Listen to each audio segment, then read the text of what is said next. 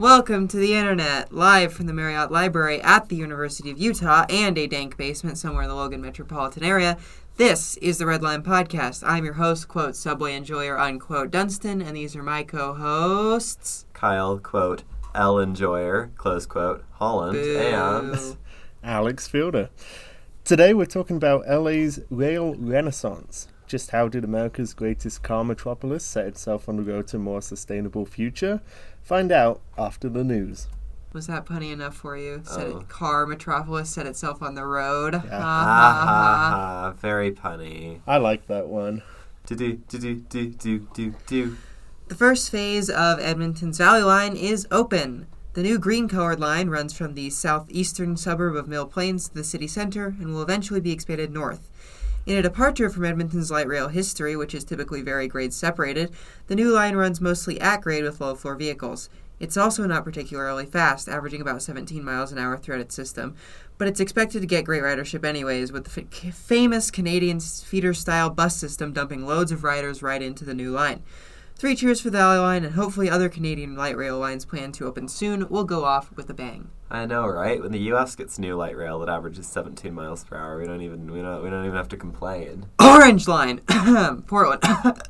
I hate the fact that good feeder buses is Canadian style and not just normal. Yeah. What I'm going to say about feeder buses here may be controversial, but I think the Canadians may be the best at, commuter-oriented suburban transit in the world. And I'm going to get, a lot of hate for that. But, even in, European countries, which we love to, idolize for having really great transit, the feeder buses are not quite as comprehensive as the Canadian ones are a lot of the time. They're just really good at just dumping riders into their trains.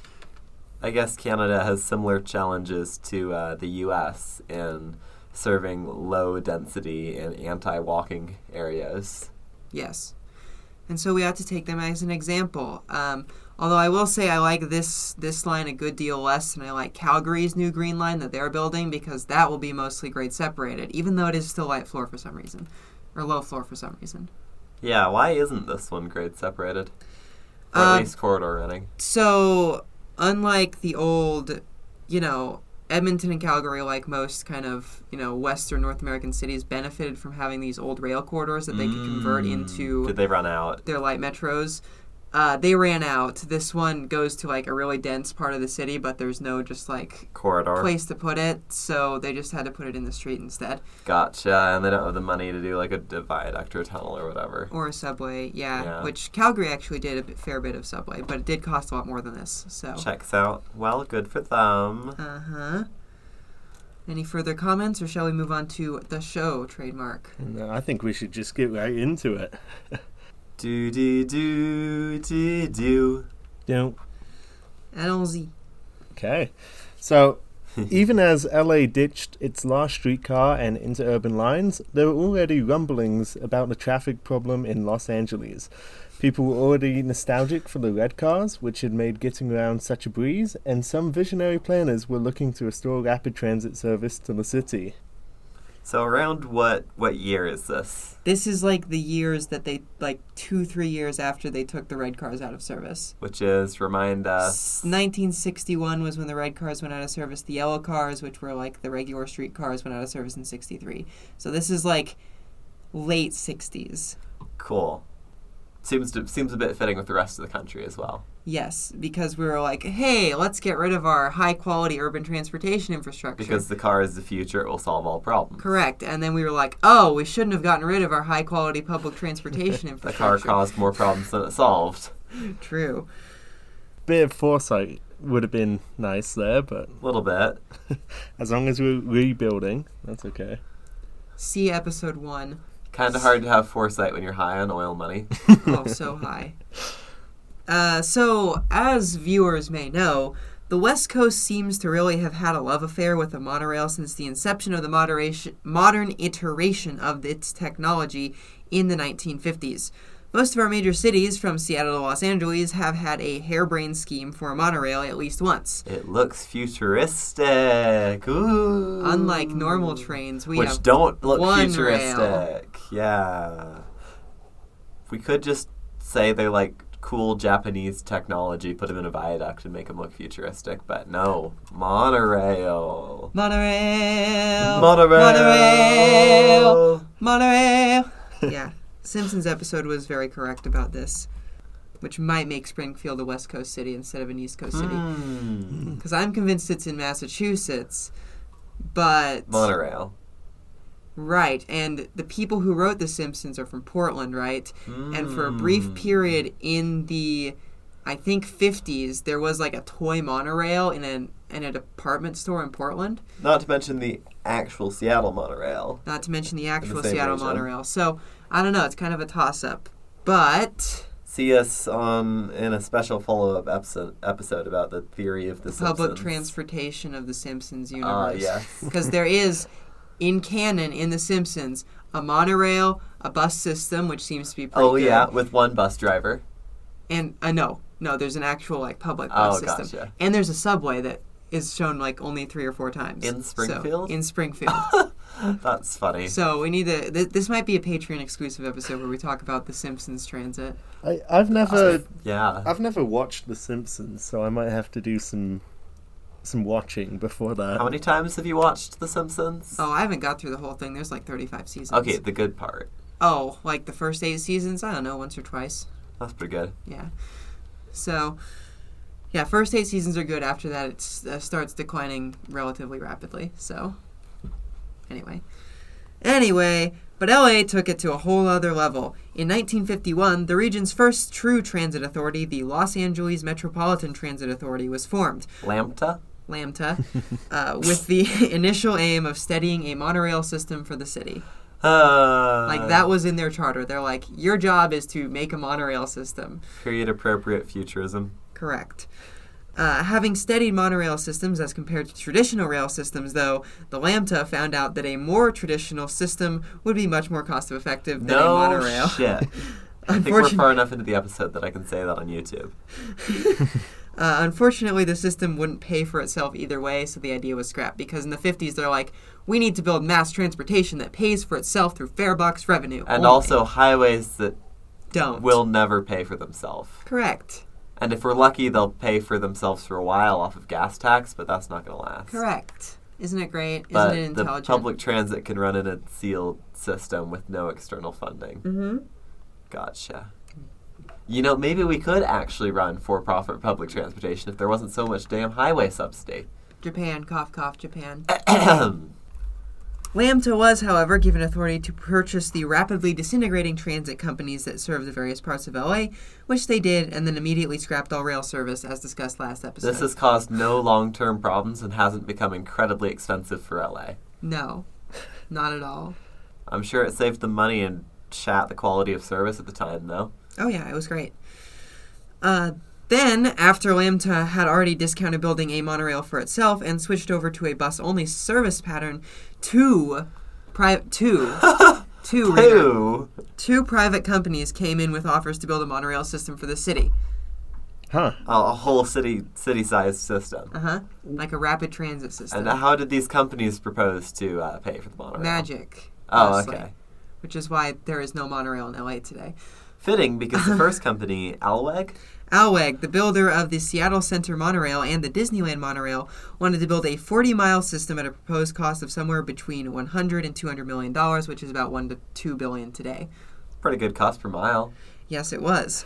The plan was shot down by the city because it was seen as impractical. The short lines that Alweg had built for Seattle and Disneyland were nothing like a large rapid transit system. And oh boy, the operational and mechanical problems that citywide transit systems suffer. Yeah. Alex, remind me, did you get to ride the Seattle monorail? I didn't ride it because it was expensive and pointless, but I did go up and look at it. And I walked under a bit of the a track. lesson. So. That's fair. I've been on the Disneyland monorail once or twice, so. Cool. It's an awful lot like riding an elevated train, I gotta be honest with you. Yeah, except with way more problems, but that's okay because Disney can afford it. Yes. It looks cool. Yes. So the same year, Goodell Monorail offered to build a similar system at the probably much more realistic cost of $338 million, partially financed through a city bond issue and the rest through private funding. So they actually had a plan for it, unlike the previous guys. Their initial plan was too airport-focused, so they proposed a new one, this time with a subway, a monorail subway, through the city core. A monorail subway. Can you... Okay. What? Right.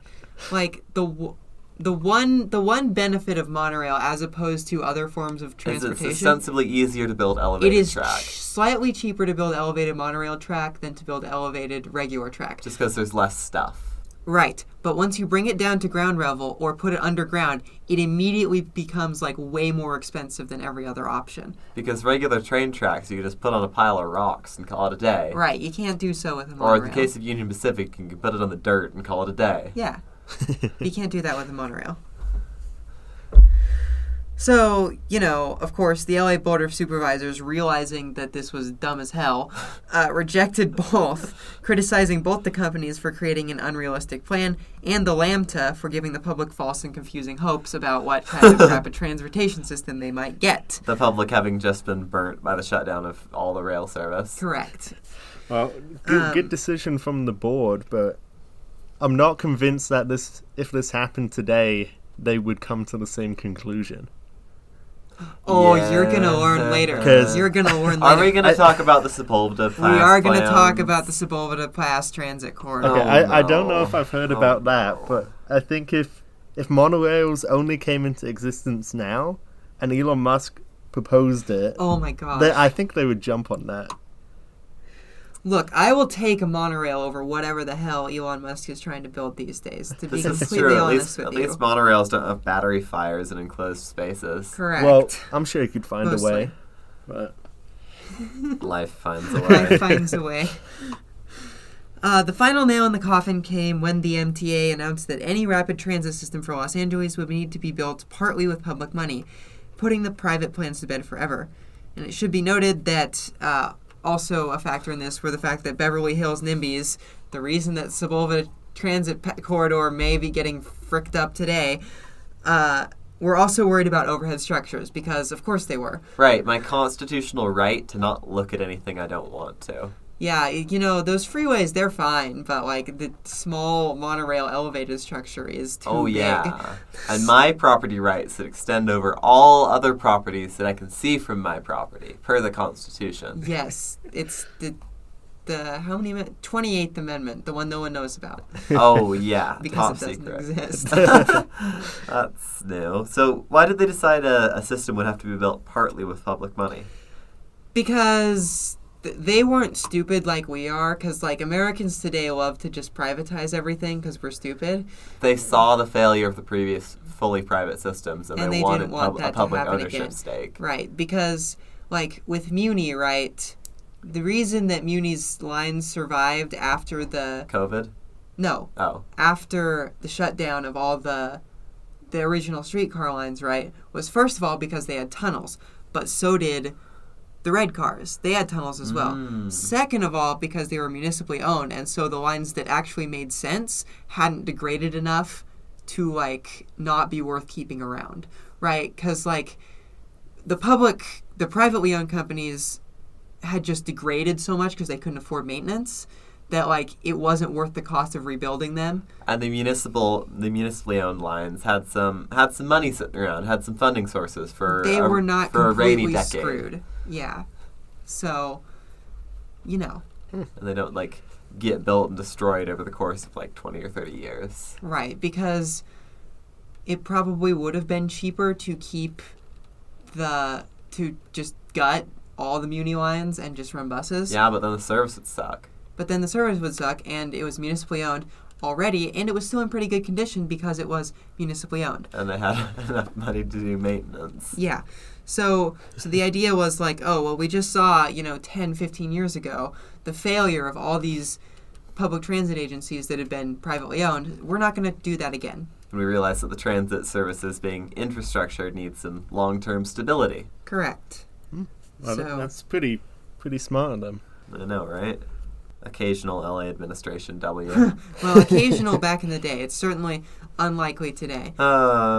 Since they spent $1 million per sombrita or whatever. No. Or something. Well, Lambda followed up the monorail debacle with a $669 million 64. Nice. Very nice. 64-mile traditional metro plan, but had no chance of passing it if it was put to a vote. Why is that? Does the public not want the No, metro? nobody liked them. Oh, nobody liked. They were seen as corrupt. Lambda. Yeah. Okay, so great. Well, bit of corruption never hurt anyone, but Corruption's good as long as it does things I like. exactly. All right, so what did we do to work around the Lambda? Well, in response to this, the California legislature voted to create a brand new public transit agency for the LA metro area in 1964, the Southern California Rapid Transportation District, or SCRTD. Sickerted. SCRTD. Sick RTD. Sick RTD! Oh, I like that. Which would have had much broader powers to tax and build than Lambda had. Lambda. Yeah, I'm bad with these acronyms. Oh, it gets worse. Oh yeah, I boy. can see that. Sick RTD took over operations of bus lines in LA County and restricted private bus operators from selling tickets between points within its service area in an attempt to stop Greyhound from running commuter services. Yeah, because What? apparently Why? Greyhound had been running like commuter services that were destroying their ridership. How is Greyhound out I don't competing know. them? Don't they have It was like a weird time. tax revenue? What? And their solution isn't to make their own services better or cheaper. It's to ban Greyhound from operating. It was the 60s. That's so dumb. That's crazy. Yeah. Well, the Sick RTD immediately launched a new campaign to build a 62-mile rapid transit system in 1968, which failed to pass at the polls. Aww. That's like let's keep a tracker here. That's number. Let's see. We've lost one monorail. We lost another monorail. We lost another monorail. Now we've lost this. No, we that's lost the- the first Yeah. rapid transit plan. Now we lost this. So this is our fifth failure to pass rapid transit. I thought there were only 2 monorails. No, there was the 2 private ones and then the one. Oh, public right, one. right. Oh yeah. Great. Do we know what the margin was for this failing? It was probably like 58% or something. Flipping probably. Well, they tried again in 1974 with the hope that the ongoing energy crisis would boost them at the polls. And this time they shot for an even bigger plan, 145 miles of rail rapid transit. The proposal might have succeeded. For context, 145 is significantly more miles than BART has, and BART is a notoriously extremely long transit system. Well, to be fair, LA is big and sprawling. Well, so is San Francisco. This is true. So, But and at the time, it was a lot less big and sprawling than it is now. Though San Francisco has a lot of linear corridors. This is true. Although there are some pretty decent linear corridors in LA as well. Yeah, but looking at this here map, it does not look very linear. Nonetheless. Yeah, not really. But anyway, the proposal might have succeeded if not for an 8-day bus strike, which killed the idea off quickly after the public lost faith in RTD. The Rep. sick RTD. Sick RTD, as it turned out, was not very sick. No, Rep. it was just Well, they RTD. tried. But You know, I wish we could vote on highways like we could on train systems. Like, if UDOT wants to build the Mountain View and West Davis freeways, why They gotta doesn't that pass it through me, a voter in Salt Lake City. pass it through the polls for the entire region? You gotta get your Uh-huh. 60% or whatever. That would be great. Hey. Yeah. We'd Seems have no fair. freeways. Well, we have no new freeways. Yeah, it would be fair is what it would be. yeah. That's why, of course, we're not going to do it. Right. Yeah, UDOT doesn't want to give up its power. It's power to just do things without voter support Yeah. at all. In fact, do things with rabid opposition from voters. Yep, do the most unpopular Through the stuff. areas that they're doing the things in. Yeah. Yeah, just, I know. Just good for them, I guess. It would be crazy to be that powerful. But Good for them, bad for us. oh, terrible for us. But what can you do, I guess? Well, anyway, back to the sick RTD. There was one win, though. The El Monte Busway, running on Interstate 10, opened that year. This was LA's first truly rapid transit since the downfall of the Pacific Electric, and functions as a part of the J Silver Line to this day. Yeah, it's just busway. Nice little freeway busway. It's a freeway, but just for buses. Well, no, it's in the freeway. Oh. Is it just It's a like center special lanes. lane for buses only? Yeah, Or? for buses. Oh, but no, like, special ramps. No, I mean, there is at the end to get, like, off the freeway, but Gotcha. it's not like Pittsburgh where there's just, like, a whole elevated bus highway running through the hills or whatever. Oh, those are funny. But you can't keep a good idea down forever. And in 1980, after a charismatic county supervisor, Kenneth Hahn, I believe it's Han? Anyway. I think so. Han. Campaigned on the promise, I am going to put the trains back. LA voters passed the Proposition A, a half-cent sales tax that would pay for the building of a new rail system for the county. Wahoo! Yeah, that's such a great campaign slogan. I know. Quote, I'm going to put the trains back. Because, like, at this time, right, you're still within, like, most people who are alive have ridden Pacific Electric. Yeah. And I wish the modern candidates had campaign slogans like that. so they, like, just wanted their trains back. Yeah. Choo choo. Can't blame them. So, Oh, and here's a little map yeah. of the plan that they were gonna do with that, and it looks it bears a very striking resemblance to the LA Metro map of today, actually. I know, right? So what did they build with the sales tax? Oh, do I have good news for you? So the original lines that they were gonna build were meant to consist of the current A blue, that's like the one that goes from LA to Long Beach, the D purple, which is the weird little spur of the subway system currently that's eventually going to go all the way to the ocean, and the C, which is the one that runs in the middle of the freeway down south. So the Wilshire Boulevard subway, which is the D line, was originally going to be like the centerpiece of this, right? Because that is the highest possible ridership corridor on the West Coast, basically. Damn. But Unfortunately, NIMBYs and a methane explosion conspired to stop that. oh, So they had to build it up into Hollywood instead on Vermont they Boulevard. should have put the methane somewhere else. Well, they didn't put it there. It was put there by the Earth or God or just whoever. pick it up and put it somewhere else. I would we'll take it and we'll put it over there. Yeah. That was a SpongeBob reference. I have also never seen SpongeBob. Never. Nope. Same. Never. Not even an episode. Nope. Oh, Huh. well, one episode. Memes, but sure. I wouldn't count that. Huh. Interesting. I mean, we weren't really allowed to watch it much because my mom thought it would rot our brains, and she was probably correct. Probably, yeah. But when we went to our grandparents, we could watch it, so we would watch it occasionally. Gotcha. Because it is kind of funny in a very stupid way.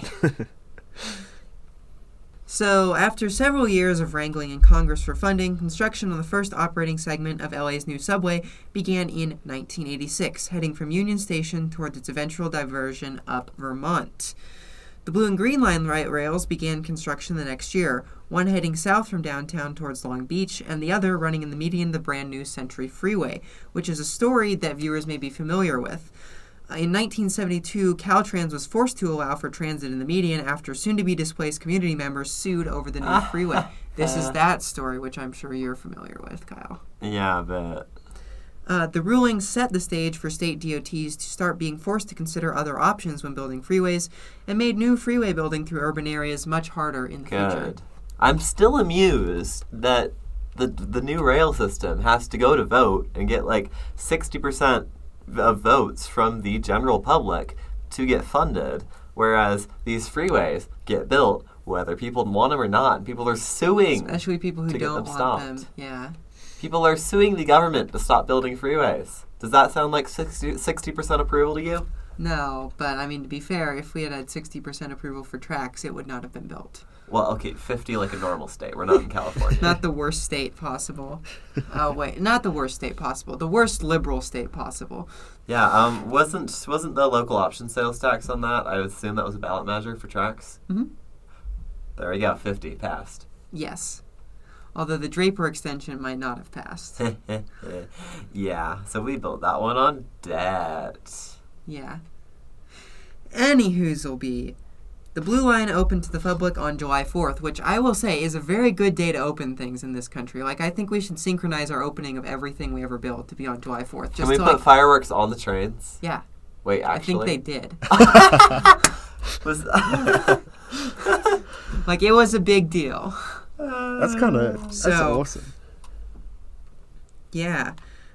In 1990, with the Long Beach Loop opening of September of that year, the line was extended to its eventual interchange with the B, red, and D purple lines the next year, which is at, like, Metro Center, which is one of those, really classic, like, cross-shaped transfer stations that are so good. Gotcha. And it was a smash hit. So much of a smash hit, in fact, that between 1999 and 2001, Metro had to extend the various platforms on the line to be able to accommodate 3-car trains rather than the original 2. Wait, why'd they build for only 2-car trains? Because Portland.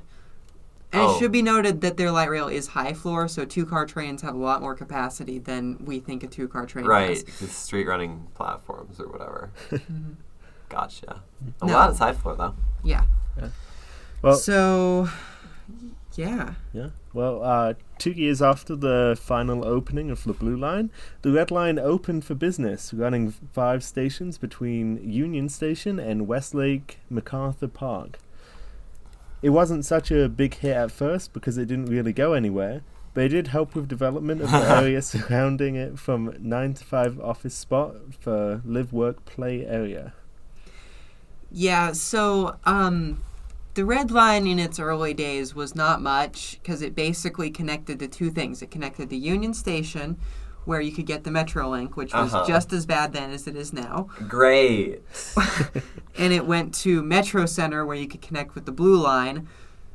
And Great. That was pretty much it. So it just took you from Union Station to the Blue Line. And downtown areas. Right, because Union Station isn't really downtown. Well, it is, but not like... It's like downtown in the way that North Temple is downtown. That's true, but it's not like in the heat. No. So, it wasn't much good at first, but eventually that would change, obviously. Obviously. So the Green Line in the middle of... Okay, so this is going to be just a long list of things that opened between then and now, because I don't have time to go into all the project details of these, because LA has built a lot of rail in the last 20 years. Waiting for future episode? No. Ouch. You can look it up on your own time. What I do really recommend, if you want to see how it all came together, is watching Vanishing Underground's LA Metro video, because it really helps you understand how the system came together in a way that it's hard to do with just words. I'm a little bit amused that this was built so late relative to all the other metros for smaller in the 90s. Cities. Yeah, I would have expected, I guess because so many measures failed, all the monorail nonsense, that nothing actually passed till whenever this one passed. Well, and it's also really interesting because between the end of the Great Society metros area, like BART, WMATA, MARTA, and Miami, you did not build any new subway. You didn't even extend your subway between 1975 and 2005. But you have LA smack dab in the middle of the 90s, when LA was, first of all, having a lot of other sorts of troubles, and second of all, no one was building transit that wasn't light rail. So it is really kind of interesting that LA bucked the trend and actually built proper rapid transit. Woohoo! And also some light rail. Well, their light rail is... somewhere in the middle? Mostly light metro. Mostly. If they'd fix the damn stoplights, maybe it would qualify. Where they do street running, they're very bad at it, but they mostly don't do street running. Gotcha. So, When they do tunnels, they're very bad at it. But no, not really. Okay, I was just making fun of the new connector. The regional connector isn't great, but other than that, it's, it's fine. It's copacetic. Cool. So here's the rattling off of the expansion. So, The Green Line in the middle of Century Freeway opened in 95. By this time, the SCRTD had been renamed again to the LACMTA, or La Cumta, as I prefer to call it. Lactose MTA. Lactose MTA. Sure, we'll go with that. Combining a number of planning and transit services together. A new Red Line extension to Wilshire, Vermont, which is now the transfer station between the D and B lines, the red and purple lines, if you're still old-fashioned, opened in 1996, and the whole of the B and D lines as they exist today were finished at the turn of the century in 2000. The first bit of the L Gold Line, now defunct, was opened from Pasadena to Union Station in 2003. Metro's busway network expanded in 2005 with the opening of the Orange Line, which is a BRT route through the San Fernando Valley that feeds the northern portion of the Red Line. A new tax measure that increased Metro's funding was passed in 2008, accelerating more rail construction. And then in 2009, after the success of the Orange Line, the El Monte busway buses that we talked about, way back from like 74, right, are incorporated into a new BRT line, which is the Silver Line. No relation. No relation to the MBTA one, yeah. And no wires. And no wires, although if the MBTA has their way, there won't be any wires on their Silver Line. Great. So. Now known as the J Line. The same year, the Gold Line was extended to East Side, which is like... The Gold Line used to be this kind of weird, like, U-shaped line out in Pasadena area. Uh-huh. So that was the southern leg, was the east side of that, which is now the E Line, because the regional connector. So, confusing, right? A little bit. Yeah. I'm pretty confused, yeah. Like I said, watch the Vanishing Underground video. It'll make way more sense when you can see it on a map. The first bit of the Expo Line was completed between Culver City and downtown LA in 2012, terminating at the same place as the Blue Line. The same year that the Orange Line was extended further north and east. That's the busway in San Fernando Valley. Another Gold Line extension, this time to Azusa Pacific University, was opened in 2016, the same year that the Expo Line finally reached Santa Monica, bringing about the long-hoped-for dream of a rail line to the ocean. Although the subway to the sea dream is still a long ways off. And then after a remodel of the Blue Line that ended in 2019, the lines were given their new names, lettered from A to J, with a few gaps in the middle, because, of course. History. You've seen munis. Well, that's not the reason that they have gaps in the middle. Theirs okay. is just because they're planning other lines that they want to name different things. The first stage of the K Line, which runs on Crenshaw Boulevard and connects to the E Line and eventually to the airport, and the C Line, and someday to the D Line. Like I said, confusing. Inshallah, someday. Opened earlier this year, bringing the LA Metro system to its current extent. The regional connector was also opened this summer, taking light rail through downtown for the first time. The southern branch of the L Gold became part of the E Line, and the larger northern branch became part of the A Blue Line, creating the longest light rail line in the world at nearly 50 miles. Damn. And like 40 stations or something. But I've been promised it's mostly light metro. It is mostly pretty decent, yeah. Cool. Do you know what the runtime is for all 50 miles? A little under 2 hours. It's not terrible at all. No, entirely reasonable. Cool. Go on, Alex. Just from looking at the map, it's confusing. I'll just have to go out there one day, because I didn't go to the bay with you guys, and I know this isn't the bay, but No, it's closer to the bay than it is to here. I guess so, yeah. But I think it would make a lot more sense once you ride it. Probably, and I mean, I don't know. I think it makes a lot more sense now than it used to, because it used to kind of be two separate systems where the L line was off doing its own thing, and now it's connected into the whole network. So, Cool. For running for the win. Yeah. Through running very much for the win. Now, if only Metrolink. Ha ha ha. Funny. Yeah, I know. Well, today LA Metro is a nation-leading transit agency with over 100 bus routes.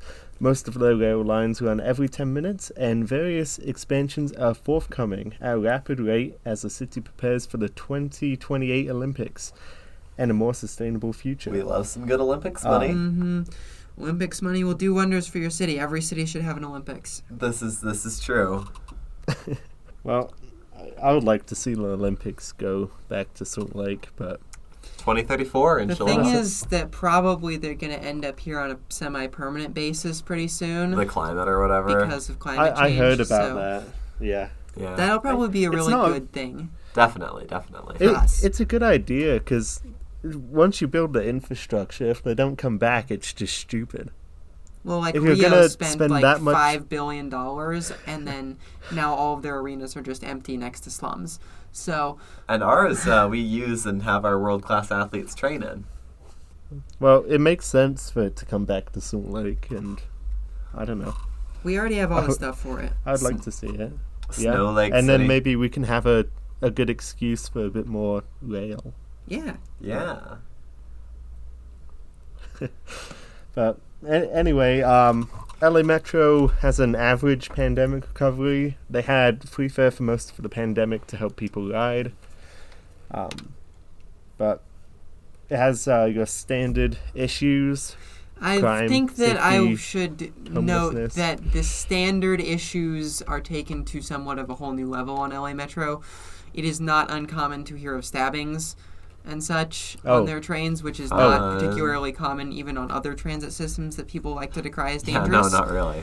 So, I mean, part of that is certainly that LA has decided as a city to make it as hard as possible for poor people to live there by not building any housing for 40 years. Great. So you end up with people in horrible living situations. Right. And so, I mean, the good thing is Metro is being quite proactive about this generally. Yeah, what are they doing? Well, they're doing some good things and some rather stupid things.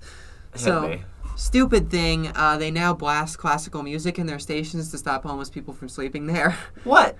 Uh-huh. And that solves any of the root problems? It No, doesn't but it has annoy anyone? supposedly decreased the amount of homeless people lingering in stations. Supposedly. That's what the Walgreens on 900 East does and 2100 South. So, not great. Good things that they're doing, though. They have, like, the world's largest ambassador program, so they have, like, a lot of people who work for them riding the trains now, which has helped with safety a lot. So, That's good. mm-hmm. Glad to see this actually happening at scale. Yeah. So, looking forward to the future, the K line's going to LAX and then further south. So they don't have an airport line right now? They don't. What? Yeah. Crazy, right? And they're the which largest metro in the country? Third busiest airport in the world, I think. What? And they don't have an airport train. Correct. What do you do if you want to get downtown from the airport? Suffer? Bus? Mm-hmm. There's an express, I believe, but still. Ugh. Ugh. The Sepulveda Pass corridor. Monorail. Yeah. Linear transfer to a subway. So the funny thing about the Sepulveda Pass corridor is that it is probably one of the best new subway corridors possible in the country because it would go through UCLA and a whole bunch of dense neighborhoods and such. And mountain connection. And under a mountain, yes, which is quite important. However, the two options, if I remember correctly, are A, monorail, Or B, and heavy rail. Heavy rail with a linear transfer to the light rail on the one side and potentially a future linear transfer on the other side. Yes. Well, no. There's no linear transfer. There will be a cross transfer to the D line. Gotcha. And then it'll go way further south someday is the idea. In the form of heavy rail. Yes. Okay, and then what about it to the north? Are they still planning to do a light rail transfer there? I mean, probably, but that's not quite as bad because, It's still a compelling line to ride. yes. This goes on the mountain would be nice. So the Sepulveda Pass is one of the most congested freeways in the world. So we should put more lanes on it. So Doesn't LA it only wants to have, build. like, 8? LA wants to build, and they can't build more because it's mountain. LA wants to build this new transit line through there that's going to carry like probably multiple hundreds of thousands of people a day someday in the future, and connect really important destinations like UCLA and really good transfers to a lot of other already built lines and future lines and other such things. But the NIMBYs have decided that the subway is bad, and so they want instead to build a monorail which will not go to UCLA, which I will like to, mention that the station on UCLA is expected to be the highest ridership non-transfer station in the system, with maybe as many as 25,000 riders per day. Checks out. And so it's just... Did you say NIMBYs want the monorail over a metro? Yeah, I don't really get this. Because the monorail will have to go in the median of the freeway and away from their homes. And the metro would go... underground. What? And there might be crime under their house. There might be mole crime where people mole up into their mole garages. people crime. Yeah. Yeah, I love climbing out the emergency exit on the train while it's moving in the tunnel, then beginning to dig. Right. And so despite the fact that everyone who has any expertise in this wants a subway, and anyone who is actually going to be riding it wants a subway, 4,000 or so Beverly Hills NIMBYs are trying to derail the whole thing and build a monorail that will not have a station at UCLA. And if it will have a station at UCLA, it becomes way more expensive because you have to do this weird diversion and will be slower and will get way less riders. But we have to do this because we can't possibly just build a new subway line. I don't see how this subway line would have any impact on the Beverly Hills people. It won't. It's flipping underground. They're just That is kind of that is kind of the theme. So special. Well, I hope they get their subway because they need it. And it's a really good line. The only better line that's left in LA is to finish the Wilshire line. So who are you going to listen to? 4,000 people or how many hundreds of thousands of future not riders? to mention all the UCLA students who are going to benefit greatly There's from this. definitely more than 4,000 of those. Oh, yeah, UCLA. How many students are there?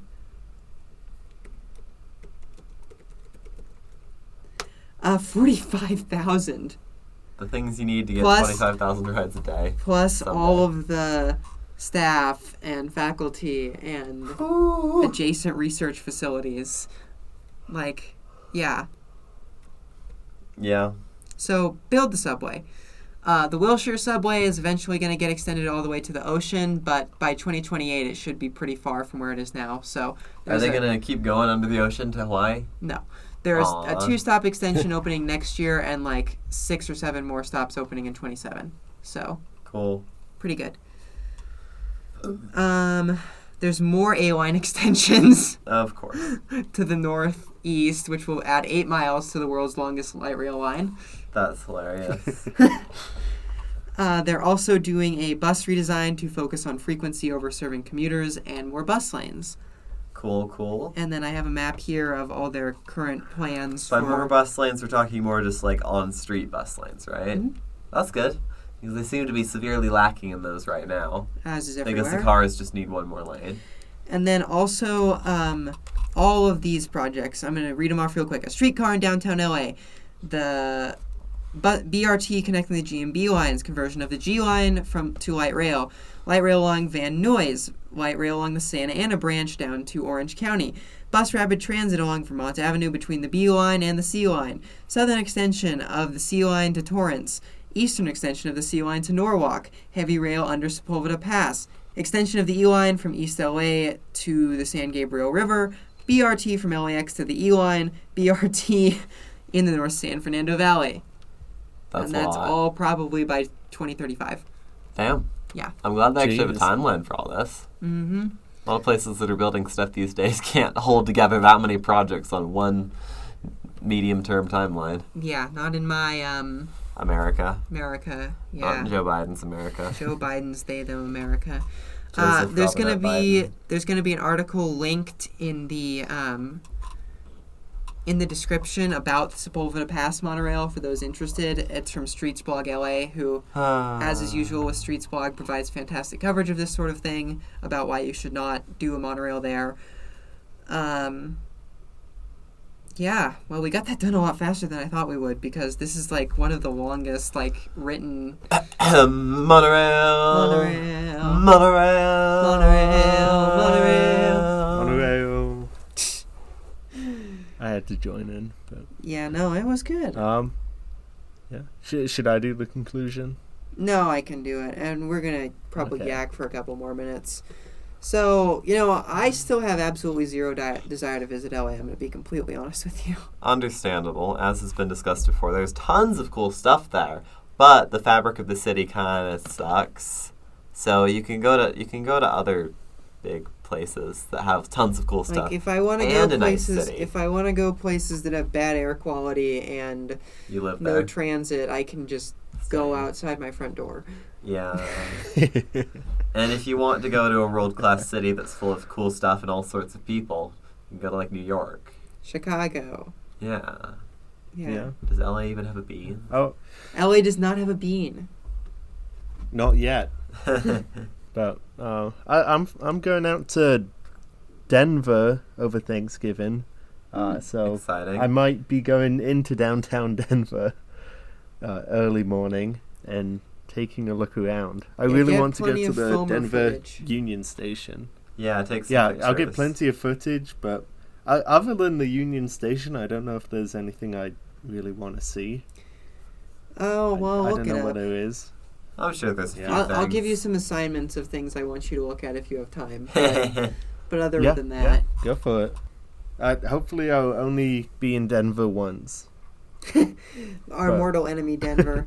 Yeah. Yeah, I guess I guess since you're going to do that and you're going to get some Denver-related footage, presumably, we can do a Denver episode sometime before Christmas. Oh, yeah, that's a good idea.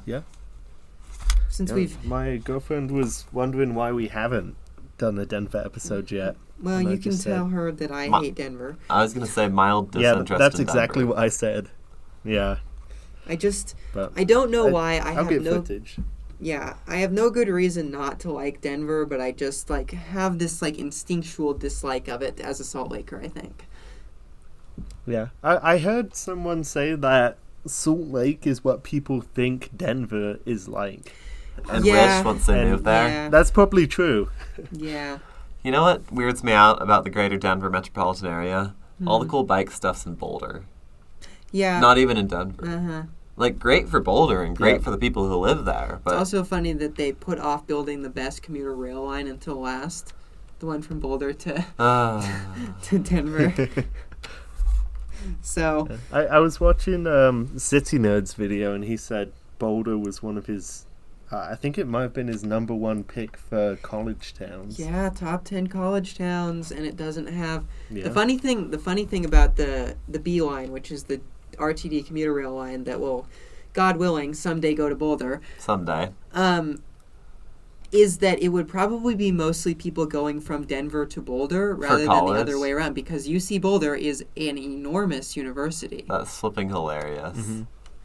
It's like bigger than the U by a substantial margin. Okay, then. So, Wait, why U's does it big get enough. UC in front? Oh, University University of of Colorado. Colorado at Boulder. Because unlike us, there is, like, the University of Colorado has more than one campus, whereas the University of Utah has chosen to remain as a flagship. Meanwhile, No. Utah State. Yeah, Utah Well, State fulfills that. We have two campuses for the U. Mhm. Just one's in South Korea. Oh, yeah. Oh, yeah, that, I don't really Yeah. count that one. I don't know why that I don't is, but either. it sounds cool. And Yeah. we're gonna have to do like a mini episode for the patrons on that someday, because it's really weird. Because when the Koreans built this like whole new city, like they occasionally do that in Asia, they just build a whole new city because reasons. Okay, then. Like a mega city, like 2 million people. They built a whole new city. Oh. damn. And the U just was like, well, let's put a campus in this brand new city, and then we did. Cool. So University of Utah. Korea, parentheses Korea, close parentheses. It's on par with most decisions made at the U, where it just doesn't make too much sense. But Hey, you don't get to crap Well, on it anymore. I'm You a- left. hey, I can, because I'm an outsider now. And Yeah, well, I I've hope all seen the greener pastures. Yeah, Literally, of the but- cow fields of Logan. Yeah, the grass is always greener in the other valley. Yeah, yep. Well, I hope all the people in the South Korea campus enjoy watching the football games. Maybe someday that we'll have them there.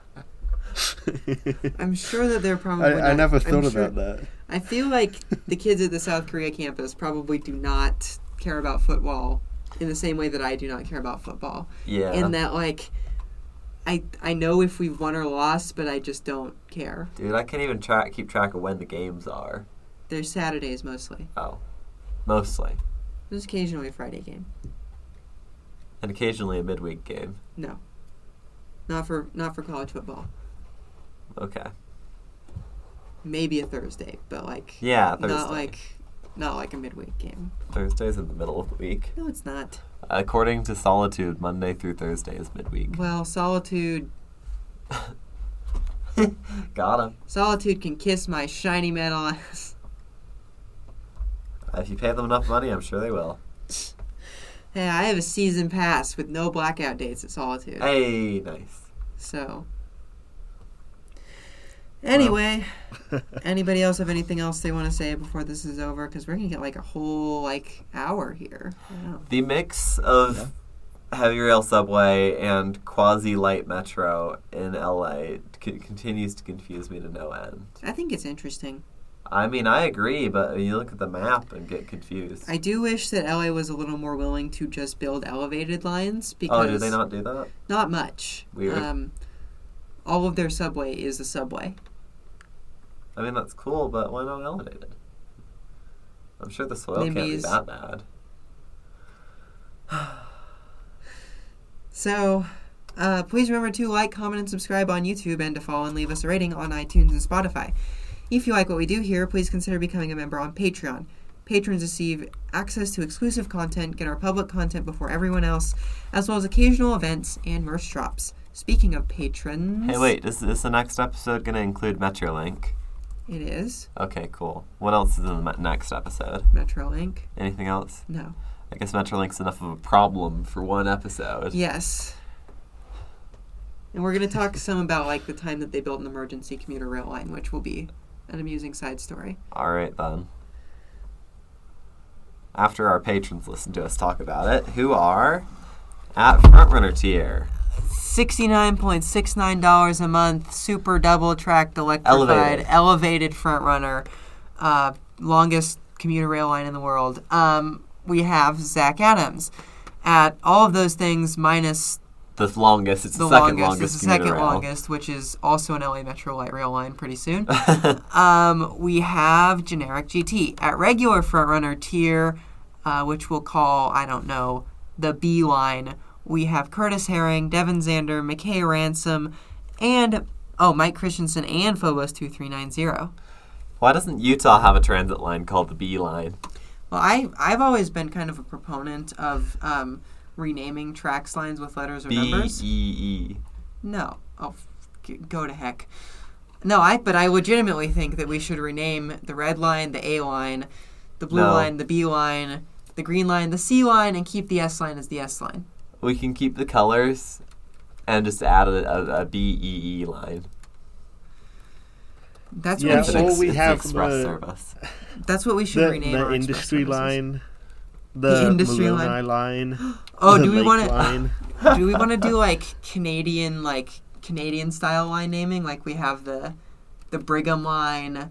The Joseph Beehive line. The Joseph line. The Russell line. The Russell line. No, we don't name it after people who are alive. I don't know. What are other Utah related? The Great Salt Lake line. Anyway. The Nephi line. Former Governor Gary Herbert line. The Aaron Mendenhall line. Well, yeah, thank you, Frontrunner patrons. And at $5 a month, our red line tier, we have Brian Smith, Christopher Whaley, DJ Hi, Will Watkins, Elijah Kensler, G4, Jacob Whitecotton, Jesse Mayo, Reluctant LA Resident, and Robert shout out. Yeah, the Reluctant LA Resident is losing their shit right now because of this. Yeah, understandable. In excitement. Understandable. For when LA has a comprehensive rail system someday. Yeah. Blue line tier. Again, not saying which. $3. We have Alex Stykowski, Ben Busath, Bradley Bondi, Ethan McDonald, Evelyn, Gonza 12, Jack Mikonsky, John Heron Gorman, Martine Ecker Martinez, Matt Gray, Oliver, Seth, and Zach Verstott. At grind tier, also known as the C line. Grinding in the moonlight. The one that runs in the middle of the freeway. Ew. That's the C line, or the green line. We have... Don't be you. They're our patrons. Be nice to them. Oh, okay. This is a cool train. That's why we're naming your tier after it. Yeah, it should have some platform screen doors so that people can, like, hear themselves think. But anyway. I know. REM freeway running 1. Yeah, freeway running is fine, it turns out, as long as you have doors. Crazy. We have, at green tier, Andrea Levine, Benjamin Wood, and Capel. Cool. I still haven't decided yet. Thank you Yeah, all. thank you. Recurring problem. Danke. Not as big of a problem as Metrolink, but... Yeah. Oh, I had a conclusion that I wrote for this episode. Oh. For you to play after this. Hold on. You pull it up so I can read Well, it. we have post-credit scene. No, right there. Thanks for listening. Make sure to tune in next week for episode 65, The Other Metrolink. Bye-bye.